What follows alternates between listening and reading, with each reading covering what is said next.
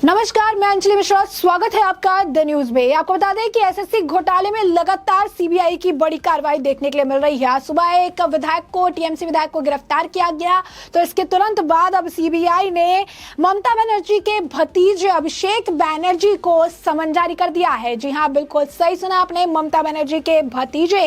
और ममता बनर्जी के बाद अब तृणमूल कांग्रेस में सबसे चहेते नेता अभिषेक बैनर्जी को सीबीआई ने एसएससी घोटाले मामले में अब समन जारी किया है और समन के तहत उन्हें कल यानी मंगलवार को इस मामले में पूछताछ के लिए बुलाया है।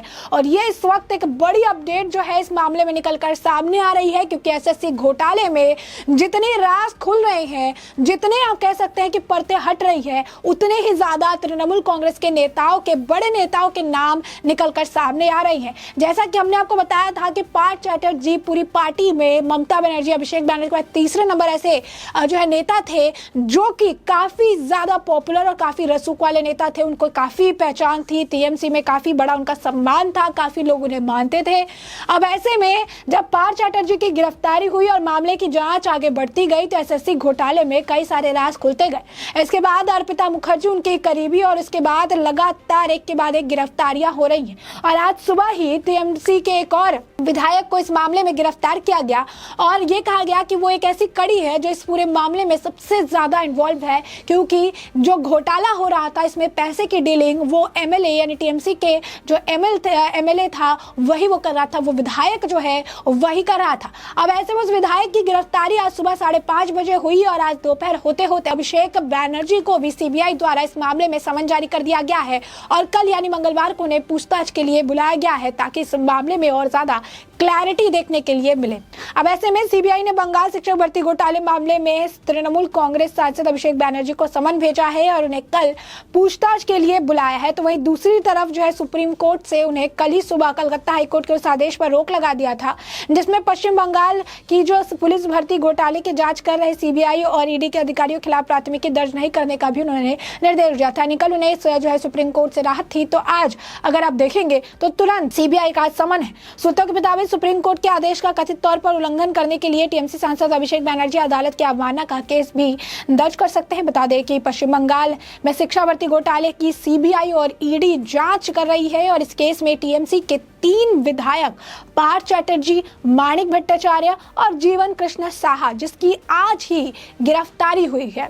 शिक्षा विभाग के कई पूर्व अधिकारी और टीएमसी के कई नेताओं को भी इस मामले में गिरफ्तार किया जा चुका है। ये काफी बड़ा घोटाला है, काफी सारे इसमें नाम निकलकर सामने आ रहे हैं और सबसे बड़ी बात ये कहा जा रहा है कि ये घोटाला जितना ज्यादा इसमें छानबीन होएगी, जितना ज्यादा इस मामले को खगाला जाएगा, आने वाले समय में जांच की आंच मुखिया ममता बनर्जी तक भी, क्वीन भी कहा जा रहा है, उन तक भी पहुंचेगी और वो समय दूर नहीं जब ममता बनर्जी भी इस मामले में बुरी तरह फंसती नजर आएगी।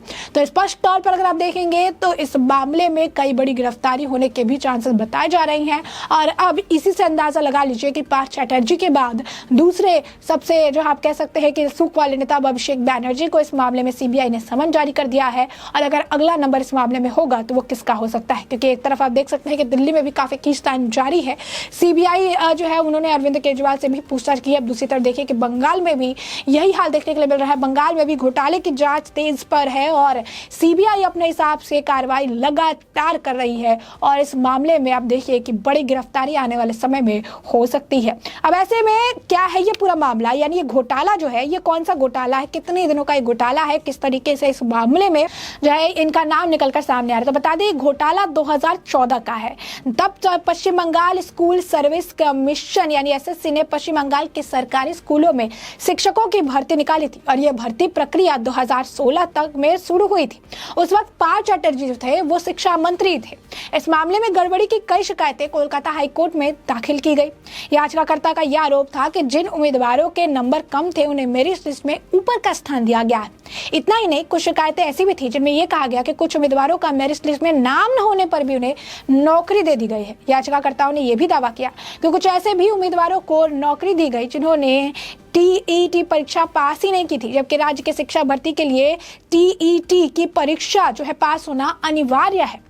इसी तरह से राज्य में 2016 में एसएससी द्वारा ग्रुप डी की 13,000 भर्ती के मामले में शिकायतें मिली थी और इसके बाद जब मामले की संज्ञान लिया गया, मामले की जांच बिठाई गई तो जांच में राज खुलते नजर आए और गिरफ्तारी जो पहली हुई वो पार्थ चैटर्जी की थी, क्योंकि शिक्षा मंत्री वही थे उस वक्त और ऐसे में उनसे जुड़ा हुआ ये मामला था। घोटाले में कई तथ्य सामने आए और पार्थ चैटर्जी की मुश्किलें इस मामले में बढ़ती चली गई।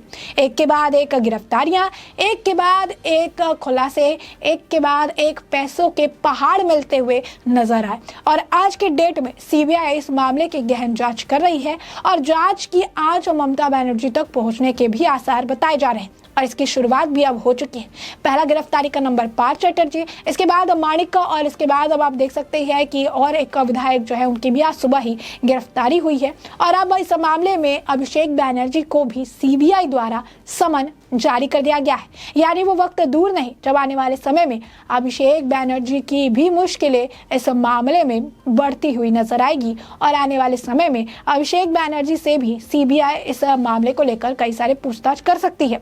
तो स्पष्ट तौर पर अगर आप देखेंगे एससी से राहत मिली और कुछ घंटे बाद ही जो है नौकरी घोटाले मामले में अभिषेक बैनर्जी को सीबीआई ने तलब कर लिया। तो तृणमूल कांग्रेस के सांसद अभिषेक बैनर्जी को सीबीआई ने शिक्षक भर्ती घोटाले में पूछताछ के लिए सुप्रीम कोर्ट से राहत मिलने के कुछ ही घंटे बाद जो है एक बार फिर से समन जारी कर दिया। जांच एजेंसी ने अभिषेक बैनर्जी को कल यानी मंगलवार को पेश होने के लिए कहा है। बैनर्जी को सीबीआई की तरफ से भेजे गए समन के बाद एक बार फिर से संभावना है कि विपक्षी दल और केंद्र की मोदी सरकार के बीच टकराव जो है बढ़ सकता है, फिर से बयानबाजी भी देखने के लिए मिल सकती है। अब ऐसे में दिल्ली के मुख्यमंत्री अरविंद केजरीवाल सीबीआई ने शराब नीति बनाने के कथित भ्रष्टाचार में एक मामले में गवाह के तौर पर पूछताछ की थी।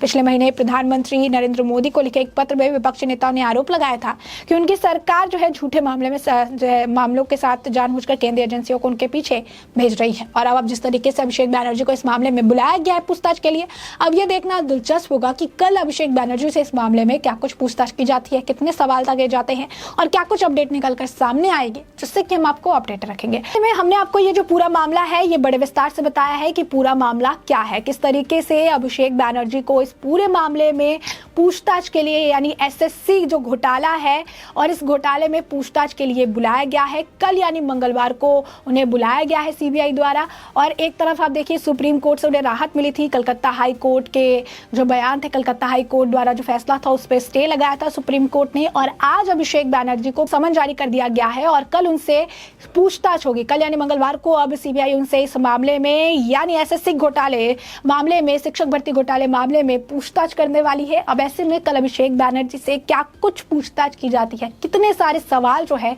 दागे जाते हैं, क्या कुछ जवाब जो है अभिषेक बैनर्जी की तरफ से दिया जाता है और क्या कुछ जो है वो इसका जवाब देते नजर आएंगे, इससे हम आपको अपडेट रखेंगे। फिलहाल के लिए अब इस पूरे मामले पर आपकी भी जो राय हो हमें कमेंट सेक्शन में कमेंट करके जरूर साझा करें। धन्यवाद।